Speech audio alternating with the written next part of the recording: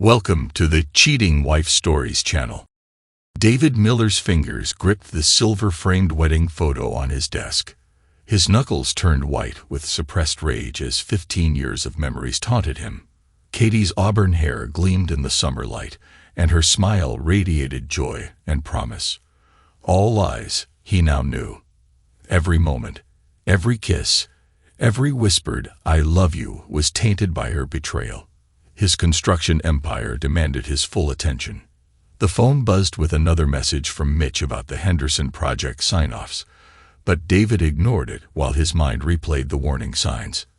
He recalled the new clothes in her closet, sudden password changes, and late meetings that left traces of unfamiliar cologne. His secretary's voice crackled through the intercom. "Mr. Miller, Mr. Thompson is here about the downtown development. Send him in." David's voice, full of authority, responded as he tucked the photo into his desk drawer beneath contracts and permits. Roger Thompson strode in, radiating the nervous energy of a man who believed his money made him important. "David, we need to discuss the timeline," he said. "The timeline stays as agreed." David cut him off, standing tall. "Your financing delays don't change my schedule." Moving to the window overlooking the construction site, David declared, "You came to me because I'm the best. I deliver on time, every time. That is non-negotiable." Thompson's protest died in his throat. David Miller's reputation was fair but uncompromising, generous to allies and merciless to those who crossed him. The downtown development would make Thompson millions, but only if David's company handled the construction. After Thompson left, Mitch knocked on the door. 20 years of friendship had earned him entry without waiting. "The Henderson project needs your sign-off, boss, and Jessica Henderson called twice this morning," Mitch reported. David's jaw tightened. Jessica Henderson, Katie's mentor who had given her a break in real estate, had once been part of their crowning achievement. Now the luxury apartment project was a battlefield in their collapsing marriage. "How long have you known?" David asked, fixing Mitch with a penetrating stare. Mitch shifted uncomfortably. "Known what?" "About Katie and Robert Walsh." Silence stretched between them. Mitch sank into a chair, his weathered face lined with concern. "I wasn't sure at first. I saw them at Riverside Cafe last month. It could have been business, but the way they looked was unprofessional." Mitch pulled out his wallet and extracted a business card. "Rebecca Torres, private investigator and former detective. She's discreet and thorough." David memorized the number. "You should have told me sooner," David exclaimed. "Would you have believed me?"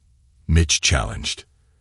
"You've been blind to Katie's behavior since the day she walked into your father's hardware store," Mitch continued. The mention of his father sparked fresh pain. At James Miller's funeral 6 months ago, Katie held his hand and whispered words of comfort. Had she been involved with Robert even then? Was her sympathy genuine, or just another performance in her elaborate deception? "I trusted her," David admitted, his words burning his throat. "That's on her, not you." Mitch clapped a hand on his shoulder. "But what happens next is on you." David reached for his phone and dialed Rebecca Torres. She answered on the second ring in a no-nonsense tone. "Mr. Miller, I've been expecting your call. Mitch contacted me last week. I've already started preliminary surveillance." "When would you like to meet?" she asked. David checked his calendar. "Tonight, my office. Bring all relevant documents, schedules, phone records, bank statements. The sooner we start, the more evidence we can gather." The day passed in a blur of meetings and site inspections.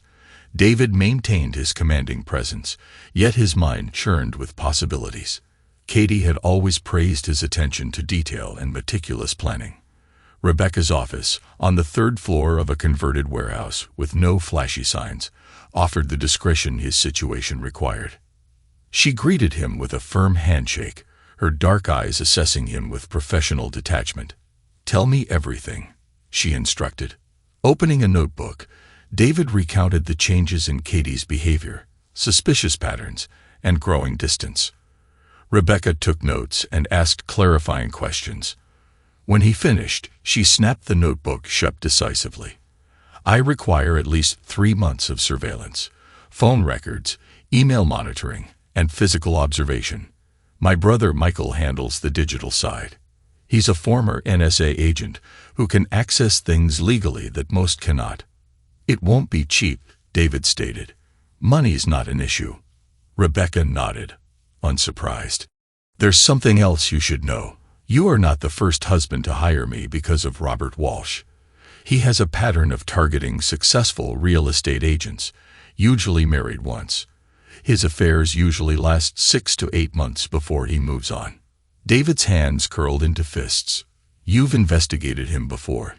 He asked. 3 times. Different agencies, different cities. He's careful, but not careful enough, she replied. She pulled a file from her desk. This is everything I have on him. Review it, and then we'll discuss strategy.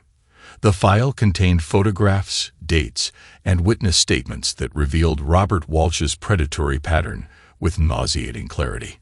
His calculated approach, gradual seduction, and eventual destruction of marriages and careers were laid bare. What happened to the other wives? David inquired. They tried to save their marriages, confronted their husbands, and even attempted counseling. It never worked.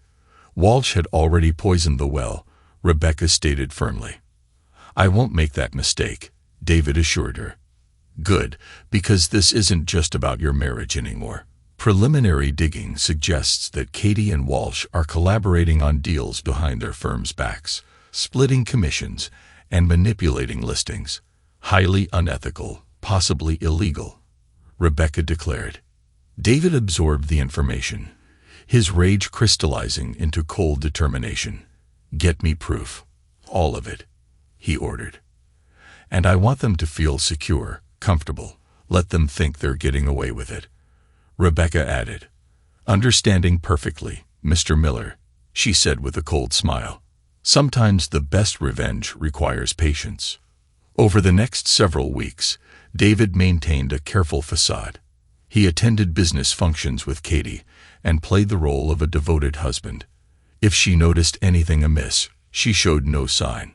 Her own deception had blinded her to his. Evidence accumulated steadily. Rebecca's surveillance photos showed intimate lunches, secret meetings in parking lots, and upscale hotel rendezvous. Michael Torrey's intercepted text messages that left no doubt about the depth of their betrayal, both personal and professional. They're getting sloppy, Rebecca reported during a weekly meeting. Walsh booked a room at the Grand next week, the same place they met last month. David reviewed the latest photos. One showed Katie and Robert walking through Madison Park, where he had proposed 15 years ago. The final insult. It's time, he decided. Contact Walsh's wife. Sandra Walsh proved to be a formidable ally. The corporate lawyer examined Rebecca's evidence and saw not only personal betrayal but professional opportunity. Robert has done this before, she confirmed as her perfectly painted lips curved into a predatory smile. Oh, I have special plans for my dear husband. The evidence of professional misconduct is especially damaging. The Real Estate Board views commission splitting very harshly. David outlined his plan. Sandra's eyes lit up with interest. La Maison Rouge, she mused. Our regular spot, according to your investigator. Yes, that could work. Thomas Reed did me a favor. He'll help set the stage. The pieces fell into place with devastating precision. Jessica Henderson, upon learning of Katie's betrayal, pledged her full support. The luxury apartment complex contract, Katie and Robert's anticipated golden ticket, would become their downfall. David had the locks changed on a Tuesday. Frank, the locksmith, worked quickly and efficiently, adding an extra deadbolt at his request. Packed suitcases upstairs held designer bags and everything Katie had bought since the affair began. A fitting touch. Let her keep the fruits of her betrayal. The stage was set. The players were in position. Now all that remained was the final act, the moment when Katie would realize how completely her carefully constructed world was about to crumble. David prowled through his home office, reviewing each element of his plan with cold precision. The packed suitcases upstairs held more than just clothing. They held evidence of every secret meeting and betrayal committed by Katie over the past months. Rebecca Torres' surveillance photos, hotel receipts, and intercepted text messages were meticulously organized and annotated. A message from Michael Torres confirmed that all email accounts were secured and every communication channel monitored. They wouldn't be able to delete anything. David allowed himself a grim smile. Michael's expertise had proven invaluable, revealing a pattern of deception that extended far beyond the affair. Katie and Robert's professional misconduct, the secret commission splitting and manipulated listings, would destroy their careers as thoroughly as their personal betrayal would destroy their marriages. A knock at the door interrupted his thoughts. Sandra Walsh entered elegantly in her designer suit. The corporate lawyer carried a thick manila envelope and divorce papers, which she placed on his desk. "Everything is in order," she announced. "The prenuptial agreement is airtight. You won't get a penny more than you brought into the marriage," she declared. David examined the documents and noticed Sandra's perfectly painted lips curve into a predatory smile. "Oh, I have special plans for my dear husband," she said. "The evidence of professional misconduct is especially damaging. The real estate board views commission splitting very harshly," she continued. Moments later, David said, "Jessica Henderson called this morning. She wants to meet before tonight." Sandra checked her watch. Speaking of timing, Thomas Reed confirmed the arrangements at La Maison Rouge. "Everything is set for tonight," she said. The restaurant had become an unexpected ally in their plan. Thomas Reed, the owner, had developed a strong dislike for Robert Walsh's behavior in his establishment. "He used my wine cellar for his liaisons," Thomas had spat during their meeting. "Not anymore," he vowed. "Tonight, every door except the main entrance would be locked. Where will you be waiting?" A text from Rebecca Torres appeared on David's phone. It read, "Subject 1 just purchased a new dress from Nordstrom. Subject 2 confirmed the dinner reservation." "They're sticking to the script," Sandra observed. "Overconfident. Good." David moved to the window, watching the construction site across the street. The Henderson project, once a shared achievement with Katie, would now be a monument to her downfall. His assistant's voice crackled through the intercom. "Mr. Miller, Ms. Henderson is here." Jessica Henderson swept into the office, radiating the confidence of a woman used to commanding rooms. Her expression softened with sympathy upon seeing David. "I've spoken with the board," she announced. "The apartment complex contract is yours. Not just construction but development, marketing, and sales." David raised an eyebrow. Katie and Robert were counting on that contract. They should have thought of that before betraying everyone who trusted them. Jessica's voice, once that of a mentor, now carried the weight of betrayal. "I gave Katie her start in this business and taught her everything I know," she said bitterly. "And this is how she repays loyalty." Sandra interjected, "When the contract news breaks tomorrow, they will have nothing left to salvage." Jessica nodded approvingly. "I've already informed the other investors. They stand solidly behind you. After tonight, Katie and Robert will find no ally in this industry. The pieces of our plan locked into place with the satisfaction of a vault door being closed." The next hour unfolded exactly as David had planned. Katie's desperate attempts to contact Robert went unanswered, and Michael's digital interference ensured a complete communication blackout. Her frantic calls to her real estate office were met with silence. Jessica Henderson had already informed the partners of their misconduct. David watched from his study as Katie paced the foyer, her perfect world disintegrating. The designer dress she had bought for her rendezvous now mocked her, a costume for a play that had ended abruptly.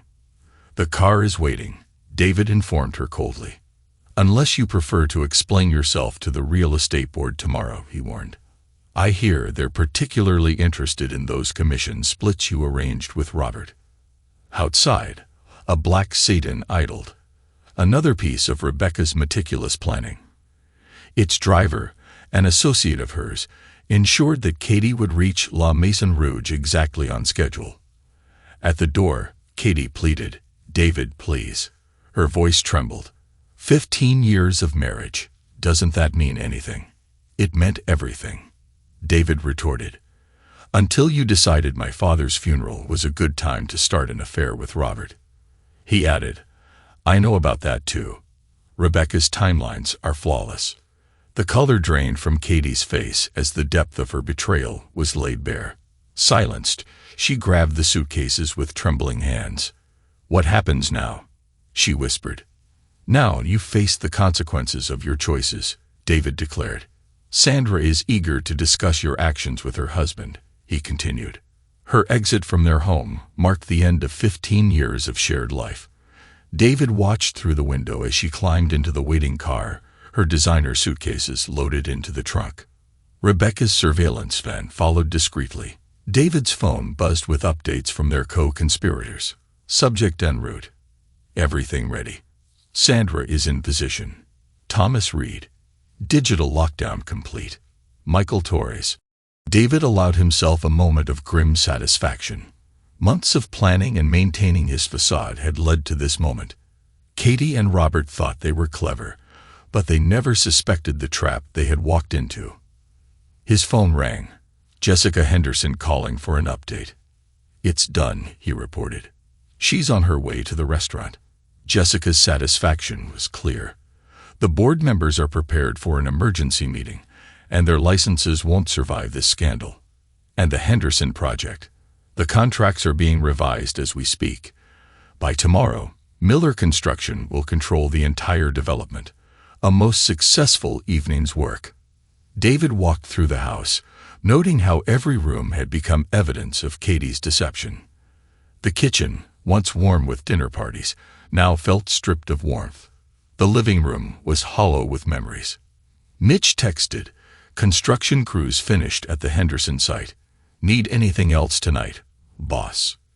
David replied, no, but be ready tomorrow. We're taking over the entire project. A video message from Thomas Reed followed. The restaurant's security feed showed Sandra Walsh confronting Robert in a crowded dining room, with Katie's arrival completing the public spectacle of their exposure. Rebecca's report came shortly after. Mission accomplished. Both subjects were thoroughly compromised, especially Mrs. Walsh's performance. David poured himself a scotch, his father's preferred drink.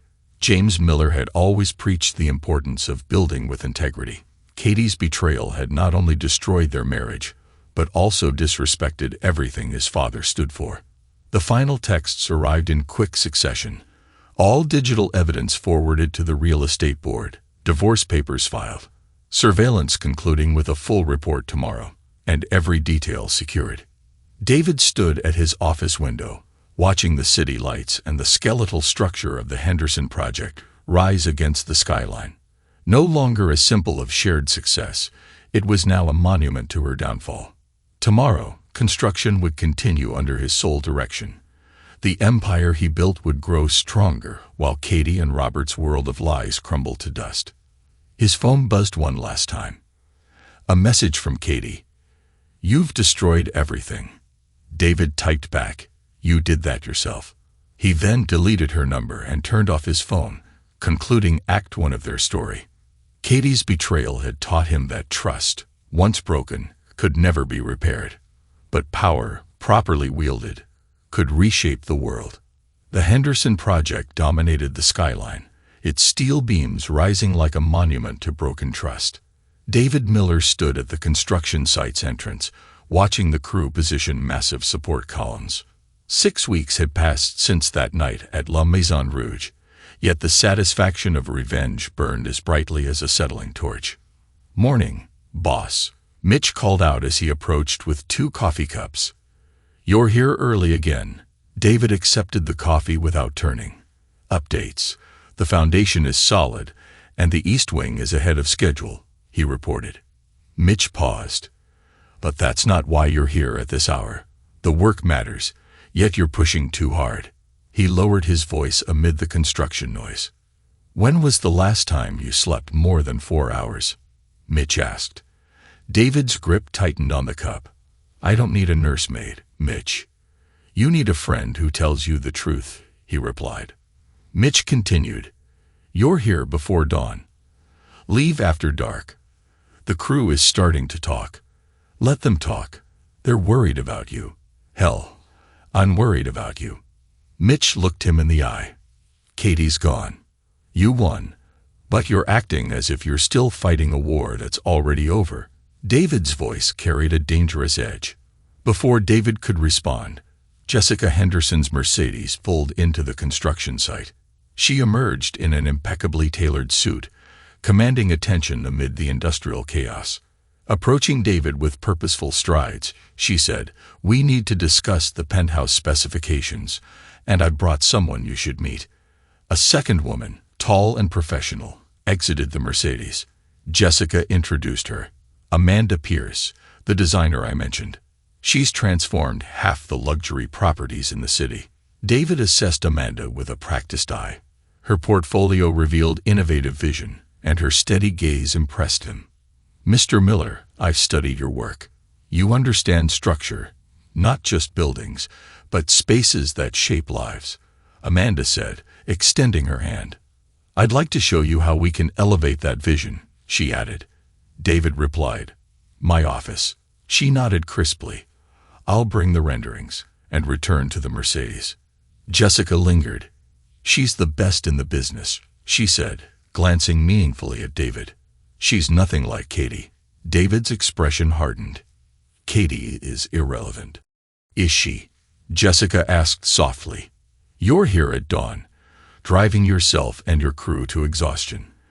That is not the David Miller who built this company. The David Miller who built this company trusted too easily, and now trusts no one." Jessica shook her head in concern. "That's not strength, David. That's fear." He turned to her sharply, but Jessica held up a hand. "You're not the only one Katie betrayed. She was my protégé. I staked my reputation on her, but I won't let that betrayal poison everything I build next."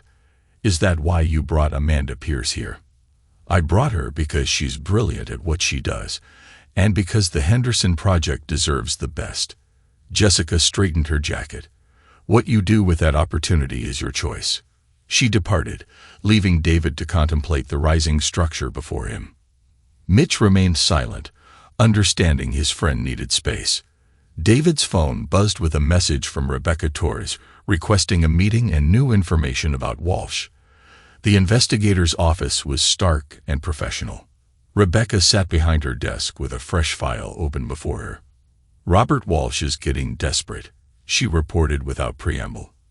"He tried accessing your company records through a former employee last night." David's expression did not change.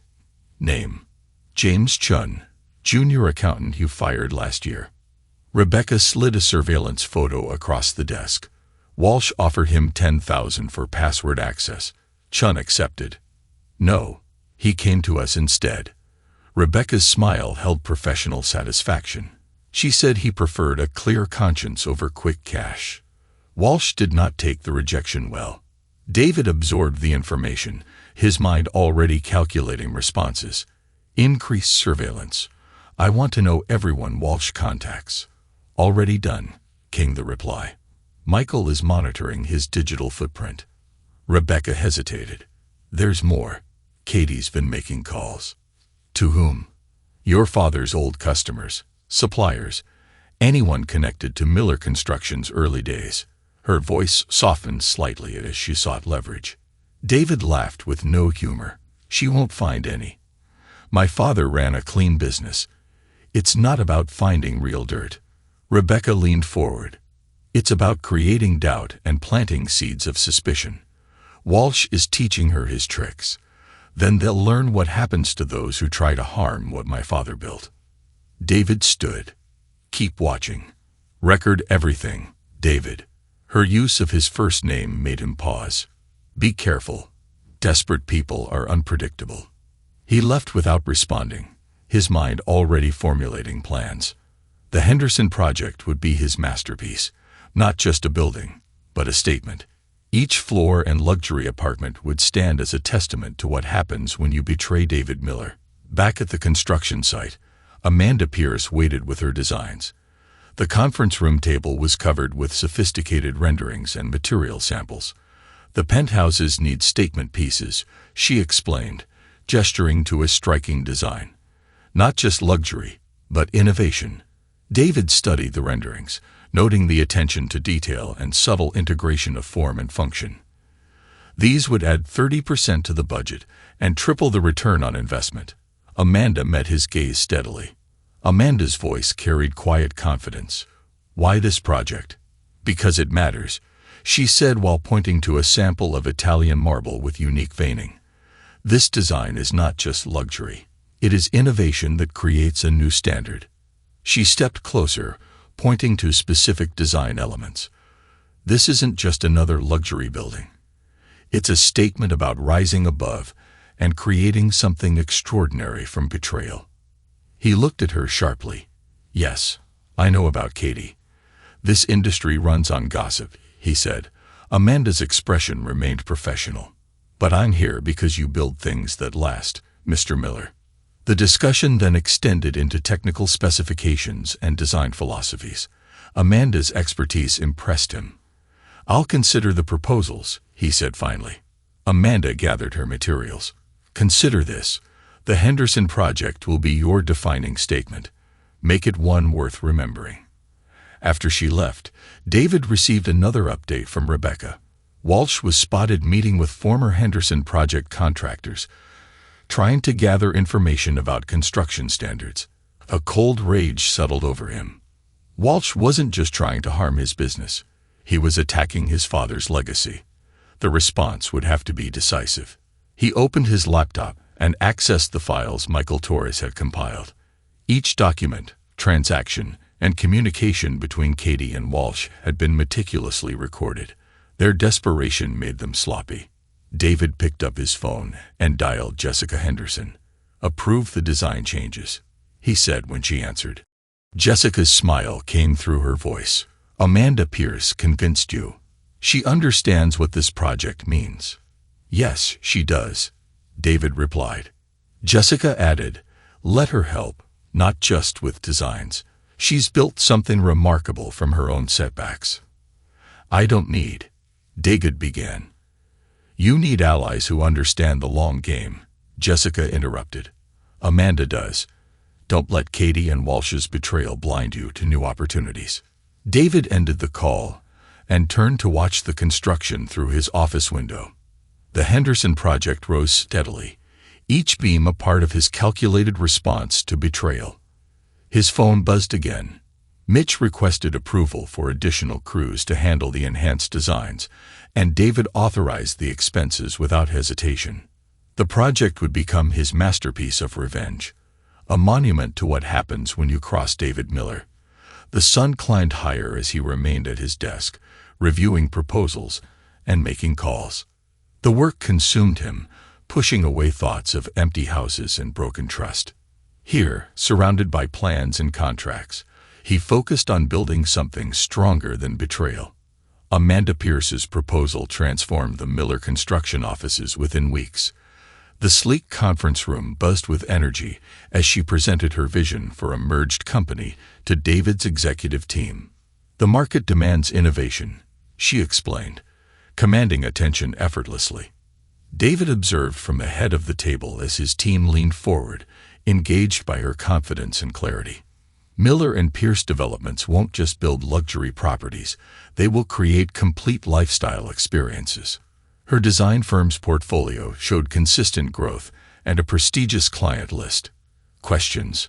Amanda concluded, meeting each executive's gaze. Marcus Chin, head of operations, raised his hand. "Integration timeline." 30 days, she replied confidently. "My team's ready. We've already coordinated with Jessica Henderson's investors." "Ambitious," Marcus noted. "Necessary," David interjected. "The Henderson project launches our new brand. Timing matters." The meeting continued, delving into technical details and logistics. Throughout, David noticed Amanda's subtle leadership, direct yet confident, unlike Katie's manipulative charm. "One more thing," Amanda announced as the meeting concluded. I've identified several top agents from competing firms interested in joining us, including 3 from Katie's former office. David's interest sharpened. Names, he asked. Sarah Chun, Michael Rodriguez, and James Foster, she replied while sliding a folder across the table. They're tired of office politics and ready for something new, she said. Their client lists would significantly expand our reach, striking a blow to Katie's dwindling network. After the others left, Amanda stayed. You're planning something bigger than just a merger, David inquired. Meaning? She asked. The agents I suggested. They're the ones Katie relied on most, Amanda stated. David studied her. Why help me with this? Because I recognize calculated revenge when I see it, she replied. Her professional mask slipped, revealing steel beneath. My ex-husband tried to destroy my firm during our divorce. I rebuilt it stronger, took his clients, and made him irrelevant, she confessed. Understanding passed between them. Amanda wasn't just a potential partner. She understood the satisfaction of rising from betrayal. The merger announcement goes out tomorrow, David decided. Have your team ready. The next weeks passed in a blur of activity. Amanda's efficiency matched David's drive, and the new company took shape with remarkable speed. Each decision was calculated for maximum impact. Michael Torres integrated their digital systems, ensuring seamless communication and ironclad security. Walsh tried another breach attempt one evening. More sophisticated this time, Michael reported. Source: a cyber cafe across town. He's getting sloppy. Michael's grin was predatory. He left digital fingerprints all over it. I've documented everything for Rebecca's files, Michael added. The investigators' report showed increasing desperation from both Katie and Walsh. Their small independent operation struggled to maintain clients after news of the merger broke. They're hemorrhaging money, Rebecca detailed. Walsh tried approaching Jessica Henderson's investors but was shut down hard. Sandra Walsh, now serving as the merged company's legal counsel, noted Robert's pattern is consistent with his past failures. When legitimate options close, he turns to sabotage. David absorbed their reports, his mind already calculating next moves. The merger's success exceeded projections, drawing industry-wide attention. Each headline about Miller and Pierce developments drove another nail into Katie and Walsh's professional coffin. Amanda proved invaluable, her industry connections opening doors that had previously been closed. She understood the importance of perception and presentation. The Henderson project is generating massive interest, she reported during a late strategy session. The waiting list for penthouse units kept growing. David reviewed the numbers, increased the prices by 20%. Already done, Amanda confirmed, matching his ruthless instincts.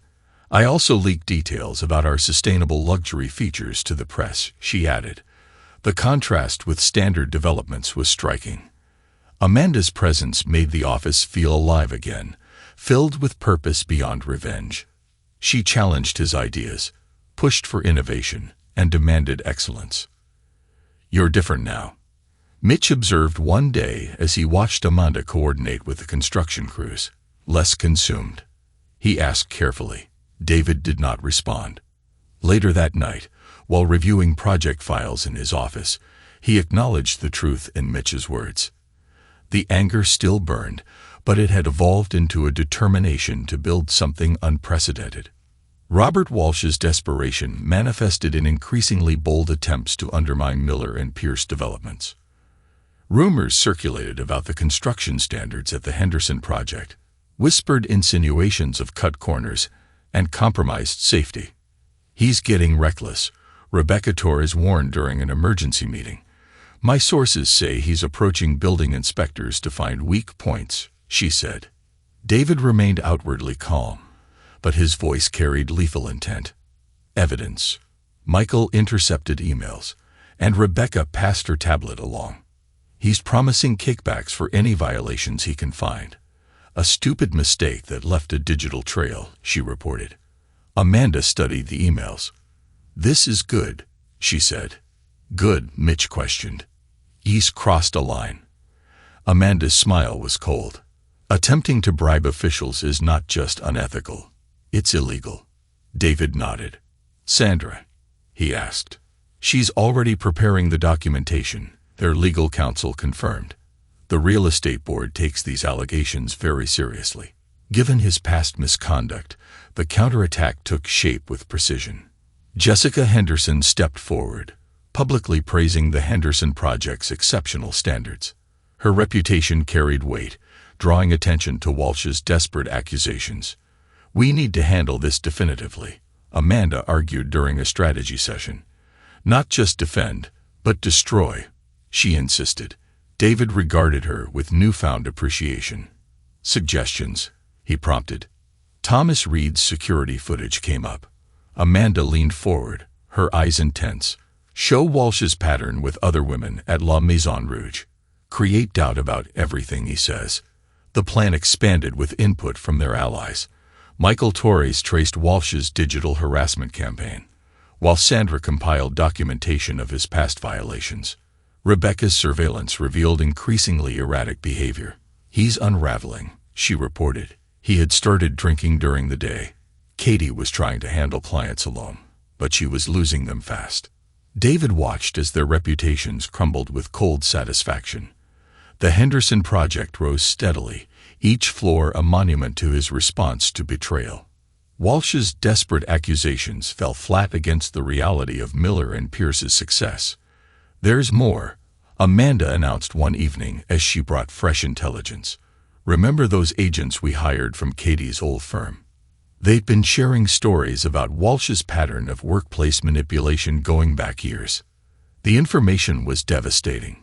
Former colleagues described Walsh's predatory behavior, Katie's involvement, and her willingness to participate, painted her as equally culpable. The industry responded swiftly. Clients abandoned their agency in droves. Jessica Henderson declared, "No one will work with them after this." But David knew better than to underestimate desperate people. Walsh's next move proved predictably vicious. He attempted to access Miller and Pierce's financial records through a disgruntled former employee, James Chun. Rebecca identified the target, a junior accountant who fired last year. Walsh offered him money for password access. David's response was immediate and ruthless. Chun received a cease and desist letter from Sandra, along with evidence of his meeting with Walsh. The message was clear. Cooperation with enemies of Miller and Pierce would have severe consequences. Walsh is running out of options, Amanda observed. He's burning through their savings and losing clients daily. Katie is trying to distance herself, but it's too late. That observation sparked an idea. David gathered his inner circle, Amanda, Rebecca, Michael, Sandra, and Jessica, for a strategic discussion. We've been targeting them as a unit. Time to separate them, he said. Amanda caught on. Drive a wedge. Make Katie realize Walsh is dragging her down. Exactly, David said with a merciless smile. Let's show her exactly who she chose over 15 years of marriage. The plan unfolded with devastating efficiency. Evidence of Walsh's previous affairs emerged mysteriously. His pattern of using women for professional gain became public knowledge. Katie found herself not only professionally ruined but publicly humiliated. Their agency's collapse seemed inevitable. Walsh's desperate attempts to salvage his reputation only accelerated their downfall. The contrast with Miller and Pierce's soaring success was especially bitter. David watched it all from his office at the Henderson Project site. The betrayal that had driven him transformed into a complete reinvention of his company and himself. Amanda joined him one evening, surveying the construction progress. "We've created something remarkable here," she said. "We have," David agreed, noting how naturally she fit beside him. Her presence had become constant, her strength and vision complementing his own. The sunset behind the rising structure signaled that revenge was far from complete. Act 2 had transformed his pain into power and his betrayal into empire, but the final reckoning still awaited. Miller and Pierce developments now dominated the city's luxury real estate market, a testament to calculated revenge served cold. David sat in his office reviewing Michael Torres' latest intelligence report on Robert Walsh's desperate machinations. "He's getting sloppy," Michael explained, pointing to data from 3 breach attempts last week. Each attempt came from different locations, yet shared the same signature. Walsh used public networks, thinking he was untraceable. And Katie, still with him, was in a strange situation. They lost 6 major listings this month. Their operating capital was nearly depleted. Amanda Pierce entered without knocking. The real estate board called. "They want to discuss Walsh's license review," she announced. David turned to Michael. "Send them everything. All of it." Michael raised an eyebrow. "Even the La Maison Rouge footage?" "Especially that," David replied with lethal certainty. "Time to end this." Amanda settled into a chair with her tablet. "I've compiled documentation of his pattern across 3 states. Previous affairs, failed ventures, and ethical violations. Rebecca's investigation was thorough, and Sandra had prepared the legal framework. The board won't just suspend his license. They'll make an example of him," Sandra said. David absorbed the information, his mind calculating next moves. Their clients were already jumping ship. Amanda's smile held satisfaction. "That feature in our sustainable design approach will hit them hard. Nobody wants to list with a struggling agency when Miller and Pierce offer innovation." The intercom buzzed. "Mr. Miller, Jessica Henderson is here." Jessica swept in, radiating controlled anger. "Walsh approached my investors again, trying to sell them a desperate scheme about boutique properties." David demanded. "Names?" he asked. "Marcus Chun and William Roberts," Jessica replied. Her disgust was evident. "They shut him down, but he's getting reckless, making wild accusations about our construction standards." David's phone lit up with a text from Rebecca. "Target spotted meeting former contractors, gathering evidence for a smear campaign." "Perfect," David murmured. Amanda caught his tone. "You wanted this. Walsh is predictable. Push him hard enough. And he makes mistakes." David turned to Michael. "Track those server access attempts. Record the IP addresses, timestamps, and durations," he ordered. Michael's grin turned predatory. "Send everything to Sandra." The pieces aligned with brutal precision. Walsh's desperate attacks provided the perfect opportunity to deliver the final blow. Rebecca Torres arrived an hour later with fresh surveillance photos. "They're fighting constantly now. Katie is realizing the truth about him, but it's too late," she said. The photos showed Walsh in a deteriorating state, rumpled clothes, day drinking, and aggressive confrontations with former colleagues. Several images showed Katie trying to salvage client meetings alone while Walsh spiraled. "She's approaching old contacts," Rebecca reported, "trying to distance herself from him, but his reputation has poisoned her too." David examined a photo of Katie leaving a bank, desperation clear in her posture. "Financial status? Nearly broke," he observed. Rebecca noted, "Walsh is burning through their reserves and making risky investments. When they collapse, she goes down with him." David's brief satisfaction whispered, "Good." Amanda studied him. "You planned this from the beginning, letting them stay together and watching them destroy each other," she said. Walsh's pattern was clear. He discards women when they are no longer useful. "But Katie," David's voice hardened. "Katie chose him. She can share his fate." The real estate board meeting was scheduled for the following week. Sandra Walsh prepared their presentation with meticulous detail, combining financial records, surveillance evidence, and witness testimonies into a devastating case. "The board is particularly interested in proof of commission splitting," she reported. "That alone justifies license revocation. Add the corporate espionage attempts." "What about Katie?" Amanda asked. "Her license?" "Guilty by association." Sandra's smile was cold. "She knowingly participated in Walsh's schemes. The board won't show mercy." David surveyed his assembled team. Amanda, Michael, Rebecca, Sandra, and Jessica. Each had played their part in this elaborate revenge. "Tomorrow, we end this," he announced. The real estate board convened in downtown offices, with 12 industry veterans ready to pass judgment. Walsh arrived looking confident, with Katie beside him, her professional facade strained. Sandra presented their evidence with devastating efficiency: screenshots of illegal access attempts, documentation of commission splitting, and testimonies about Walsh's predatory behavior. The La Mise en Rouge security footage was particularly damning. Mr. Walsh has a pattern of ethical violations spanning multiple states, she concluded. His recent attempts to undermine competitors through false accusations and corporate espionage show he remains a threat to industry integrity. Walsh's rebuttal was rehearsed and defensive. These accusations are baseless. Miller's vendetta. Are these baseless too? Sandra interrupted, displaying his electronic footprints from the server breach attempts.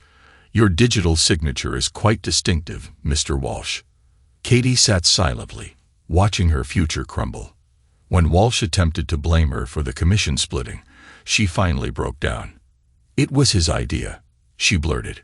All of it. The deals, the cover-ups. Walsh turned on her with sudden fury. You agreed. You knew exactly what we were doing. The board members exchanged glances. Their decision required minimal deliberation. Robert Walsh, your license is permanently revoked. The chairman announced. Evidence of your activities will be shared with boards in other states. He then turned to Katie. Ms. Miller, your participation in these schemes leaves us no choice. Your license is suspended indefinitely. David watched from the back as their professional lives ended. Walsh stormed out, leaving Katie to face the consequences alone. That was a fitting parallel to their personal choices. Rebecca's surveillance team tracked Walsh to an airport the next day. One-way ticket to Phoenix, she reported. He left Katie to deal with their debts. Monitor his departure, David instructed. I want confirmation he's gone. The final phase of his revenge played out over the following weeks. Katie's attempts to salvage anything from the wreckage proved futile. Their joint accounts were drained. Their business assets became worthless. Jessica Henderson's investment group acquired the remains of their failed agency at auction. Poetic justice, she noted. Their last client contracts now belong to Miller and Pierce Developments. The collapse of Katie and Robert's world accelerated with brutal efficiency. Their office space, a modest suite in a downtown building, stood empty within days of the board's decision. David watched from his car as Katie carried out the last box. Her designer clothes were now wrinkled, and her once confident posture was broken. Latest report, Rebecca said as she slid into the passenger seat. Walsh cleared out their accounts before he left. Katie is now facing collection notices for their business debts. David's expression remained stone. The apartment? He asked. Eviction notice posted yesterday. She's got nowhere to go. Walsh's previous victims had warned all their contacts about her involvement in his schemes. Amanda Pierce coordinated the final blow. Miller and Pierce Developments purchased the building that housed their failed agency, a calculated move that transformed the location into a monument to their destruction. The renovation plans are ready, Amanda announced during a morning meeting. We'll turn it into our new headquarters with modern design and sustainable features, everything their operation lacked. David studied the blueprints with cold satisfaction. Timeline: 3 months, Amanda confirmed. We'll showcase it during the Industry Expo. Jessica Henderson had already arranged media coverage. Sandra Walsh arrived with updates on Walsh's departure. He surfaced in Phoenix, trying to rebuild, but I've made sure his reputation travels faster than he does, she explained. Explain, David demanded. Anonymous tips to local real estate boards, Sandra replied with professional pride. Details about his pattern of misconduct, license revocation, and corporate espionage were shared. He won't work in this industry again, she concluded. Katie's desperate attempts to contact David grew more frequent. Voice messages, emails, even handwritten letters delivered to his office. Each was documented, yet none received a reply. She's trying different approaches now, Rebecca reported. She's reaching out to your father's old friends, claiming she wants to apologize for betraying his memory. "Send the footage," David ordered. The surveillance video from his father's funeral played on Rebecca's tablet. Katie and Walsh met in the church parking lot. Their intimate behavior desecrated David's grief. The timestamp proved their affair had started before James Miller's death. "I've arranged a special delivery," said Amanda. It included the video plus documentation of their commission-splitting schemes dating back to that period. "Let her know exactly why she'll never receive forgiveness." The evidence package arrived at Katie's new address, a small apartment on the city's outskirts. That same day, Walsh's abandonment made local business news. The timing, like everything in David's revenge, was precisely calculated. Jessica Henderson provided the final touch. Her investment group acquired the remains of Katie and Robert's business assets at auction, absorbing their client list into Miller and Pierce developments. They built nothing lasting. Jessica observed during the signing. No loyal clients, no solid foundations, just schemes and betrayals. David's new headquarters took shape rapidly. Amanda's design transformed the space, erasing all traces of its former occupants. The contrast between Miller and Pierce's soaring success and Katie's downfall grew sharper each day.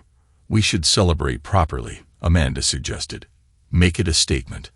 The launch party for the new headquarters was held at La Maison Rouge. Thomas Reed orchestrated the event with an understanding of its symbolic significance. The city's business elite attended, eager to align themselves with Miller and Pierce's rising star. Katie watched from across the street as guests arrived, her presence noted by Rebecca's surveillance team. She had lost weight. Her designer clothes were replaced by department store basics. The contrast was stark. She tried to crash the party, but Thomas Reed's security stopped her, as Rebecca later reported. She was crying and making a scene about needing to explain. David received this news without reaction. Status update. She was moving to her sister's place in another state. The eviction notice became final, and Walsh's financial betrayal left her without options. The party marked their triumph. Industry leaders praised Miller and Pierce's innovative approach. Jessica Henderson's investment group announced new projects, and Amanda Pierce's design vision earned accolades. David surveyed the celebration from a private corner. The revenge he had crafted had exceeded mere personal satisfaction. It had built an empire. 1 year had passed since the night David exposed Katie's betrayal. The Henderson project gleamed against the skyline, its luxury apartments fully occupied. Miller and Pierce developments had become the industry standard for excellence. David's office in the converted building offered views of his expanding empire. Each success erased more traces of Katie's existence in his world. Amanda entered with their latest acquisition plans. The Thompson contract was ready, biggest deal yet. She hesitated, then added that Katie was seen at the bus station this morning, leaving town for good. David absorbed this information without visible reaction. The anger that had driven him for so long had transformed into something more refined, absolute power over his domain. "You've won," Amanda stated simply and completely. She was right. Walsh was a ruined man in Phoenix, his attempts to rebuild blocked at every turn. Katie had lost everything: her career, reputation, and future. Their betrayal cost them far more than they had hoped to gain. The Thompson contract represented new opportunities, expansion beyond mere revenge. Miller and Pierce's success had grown beyond David's original vision. "We should mark the occasion," Amanda suggested. "Dinner, perhaps. Not La Maison Rouge, somewhere new." David studied her, strong, loyal, ruthlessly efficient. She had proven herself a true partner in business and revenge. The new Italian place by the river, he decided. Amanda smiled. Perfect. A fresh start, a new chapter. The sunset behind the Henderson building glowed as they left the office. David carried no reminders of Katie now, no traces of the past. He had built something stronger from the ashes of betrayal. In his desk drawer, the old wedding photo remained as a warning, not a wound. Beside it lay a new image: the Miller and Pierce team at their headquarters launch. It showed victors, not victims. The lesson was clear. Cross David Miller, and he will not just destroy you. He will erase you, replace you, and build an empire from your ruin. His revenge was complete, but his ambition stretched beyond. The city's skyline awaited more monuments to his power. Tomorrow would bring new projects, new opportunities. David Miller had transformed betrayal into an empire. The past was settled. The future belonged to those who understood the price of crossing him. The Italian restaurant offered views of his buildings rising against the darkening sky. Amanda raised her glass in a silent toast, and David accepted the gesture with the satisfaction of a man who had crafted destruction into creation. Some would call it revenge. He called it justice. The end justified his means, and the ruins of those who betrayed him served as foundations for his rising power. Tomorrow would bring new challenges and opportunities to demonstrate his strength. But tonight, David Miller allowed himself to savor victory, not just over Katie and Walsh, but over weakness itself. He had emerged stronger, more ruthless, and more successful. The betrayal that could have broken him had forged him into something unstoppable. The city lights reflected his triumph. Miller and Pierce developments would continue to grow. Each success was a reminder of the price of treachery. David Miller had not just survived betrayal. He had transformed it into an empire built on the ruins of those who dared to cross him. Epilogue. 5 years later, David Miller's office occupied the top floor of Miller and Pierce Tower, the latest addition to his expanding real estate empire. The Henderson project, once the battleground of his revenge, now seemed modest compared to his current ventures. 3 additional towers rose across the city skyline, each more ambitious than the last. The Beijing investors were waiting in the conference room. Amanda Pierce Miller, her wedding ring catching the light, handed him the latest contracts. Their marriage 2 years ago had merged more than just their companies. It had created an unstoppable force in the industry. Portfolio summary. David reviewed the documents. 8 luxury developments across 3 continents. The Asian expansion you planned is ahead of schedule, he noted. Amanda's business acumen had only sharpened over the years. Jessica Henderson's investment group was fully committed. Jessica herself had semi-retired but remained on their board of directors. Her mentorship of Katie, once a source of pain, had been replaced by strategic guidance of Miller and Pierce's global vision. Rebecca's latest report arrived. Amanda slid a tablet across the desk, and David opened the file, a habit he maintained despite the years. Rebecca Torres's surveillance firm had grown into a major security consulting agency with Miller and Pierce as its primary client. Robert Walsh, he inquired, though he already knew the answer would satisfy him. Still in Phoenix, 3 failed attempts to restart his career, each one blocked by Sandra's legal team. He was working as a part-time real estate photographer now, barely making rent. The mighty Robert Walsh had been reduced to photographing properties he once dreamed of selling. David allowed himself a moment of cold satisfaction. Amanda pulled up specific details about Katie. She was living with her sister in Minnesota, working retail at a home decoration store, with no attempts to renew her real estate license or contact industry connections. Her professional destruction had become a cautionary tale in real estate circles, a warning to anyone contemplating crossing David Miller. Mr. Miller. His assistant's voice came through the intercom.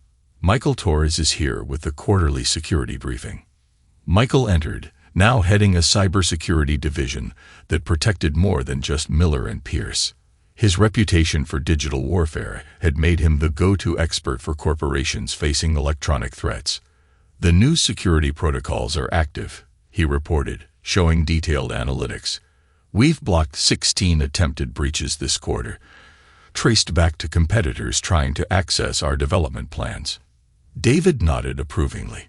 The lessons from Walsh's amateur hacking attempts had led to the creation of an impenetrable digital fortress. Rebecca's team was working in conjunction with our systems. Michael's pride was evident. No one accesses Miller and Pierce data without our knowledge. The empire I built from the ashes of betrayal now employs over 1,000 people across multiple subsidiaries. David continued. Miller and Pierce developments have expanded beyond luxury real estate into commercial properties, hotels, and exclusive residential communities. Sandra Walsh had transformed her legal practice into a powerhouse firm, specializing in real estate law. Her handling of the Walsh case had attracted high-profile clients seeking ruthless representation.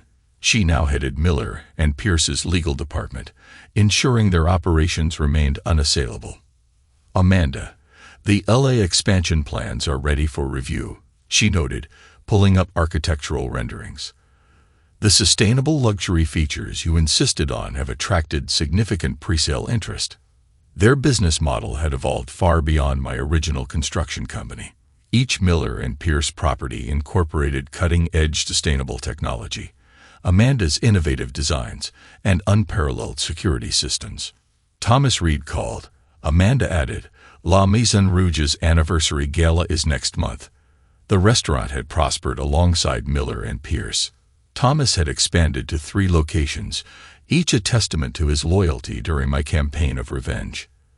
They maintained their business relationship, though I never dined in the wine cellar where Katie's betrayal had played out. Mitch entered without knocking, still the only person besides Amanda granted that privilege. Though he had risen to Chief Operations Officer, he remained my most trusted friend. Construction updates, he announced, spreading site photos across the desk. All projects are on schedule. The Dubai team sent preliminary foundation reports for the marina development. David examined the photos with a practiced eye. Each project reflected the exacting standards James Miller had instilled in me. The empire stands as a monument to my father's principles of integrity and quality, David declared. The James Miller Foundation scholarship recipients were confirmed. Amanda, he reported, 10 students are entering construction and architectural programs this fall. The foundation represented more than philanthropy. It identified and supported talented individuals who shared James Miller's values, ensuring his legacy lived on through more than just buildings. Jessica Henderson's retirement party is next week, Mitch reminded them. The industry was expecting a major announcement.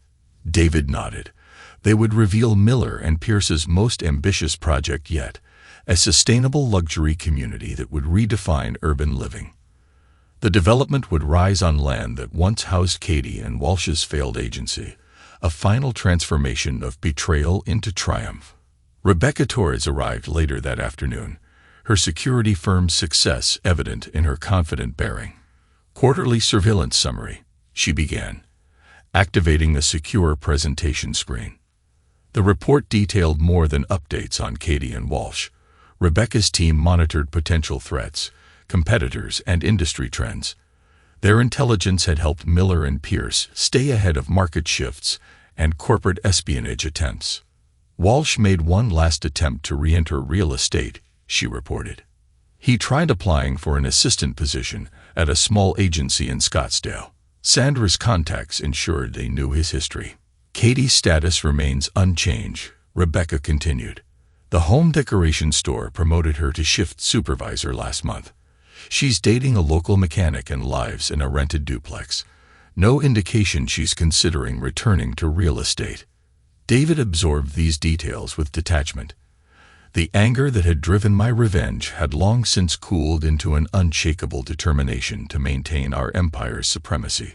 The Thompson Industries merger is proceeding as planned, Amanda noted, changing subjects.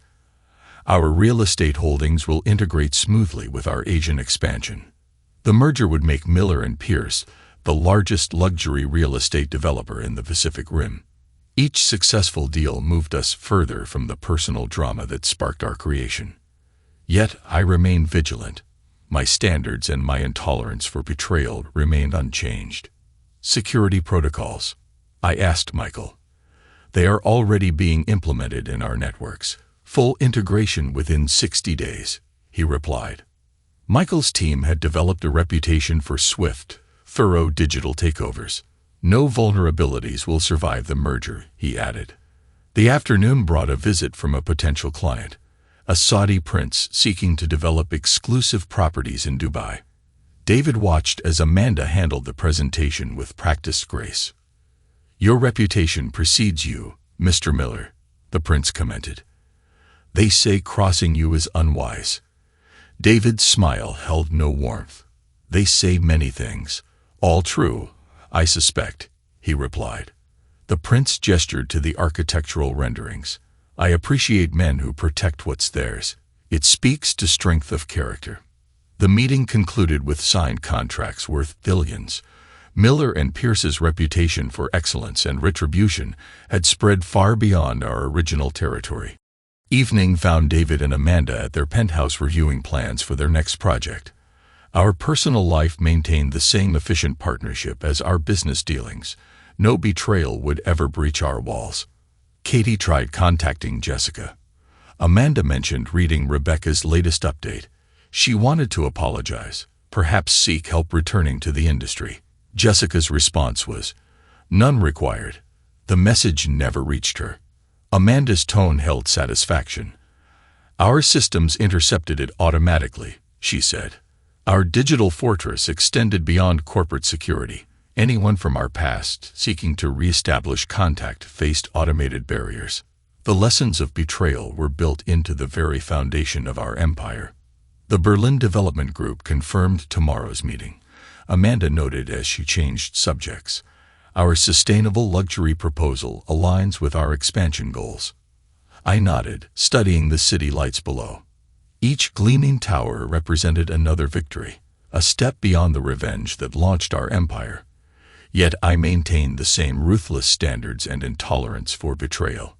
Mitch's weekly report arrived via secure server. Construction updates, personnel changes, market analysis, all reflecting our empire's continued growth. The friendship that exposed Katie's betrayal had evolved into an unshakable business partnership. "Remember when you were just building houses?" Mitch asked, surveying our global operations center. "I remember everything," I replied. Each betrayal, each victory, each step of my rise remained crystal clear. The empire I built from revenge now transcended its origins. Miller and Pierce properties represented the pinnacle of luxury development, and their sustainable technology innovations revolutionized the industry. Yet I never forgot the bitter lessons that shaped my success. Sandra Walsh's legal team maintained vigilance, ensuring no former associate could threaten our operations. The corporate structure she designed proved as impenetrable as our buildings. "The Tokyo development rights are secured," Amanda reported while reviewing late updates. Jessica's investment group said local partners are eager to begin construction. Our global expansion continued relentlessly. Each new project incorporated lessons learned from the past. Trust verified, loyalty rewarded, betrayal crushed without mercy. Michael Torres's security division had grown into an industry leader, protecting not just Miller and Pierce, but select clients who met our exacting standards. Walsh's latest job application was rejected, Rebecca noted. The photography studio owner is now one of Sandra's golf partners. No one in the industry will touch him. 5 years had passed since my revenge began, yet its ripples continued to spread. My response to betrayal had become legendary in business circles. The empire I built stood as a testament to the cost of crossing me. The sunset behind Miller and Pierce Tower shone as I reviewed plans for our next venture.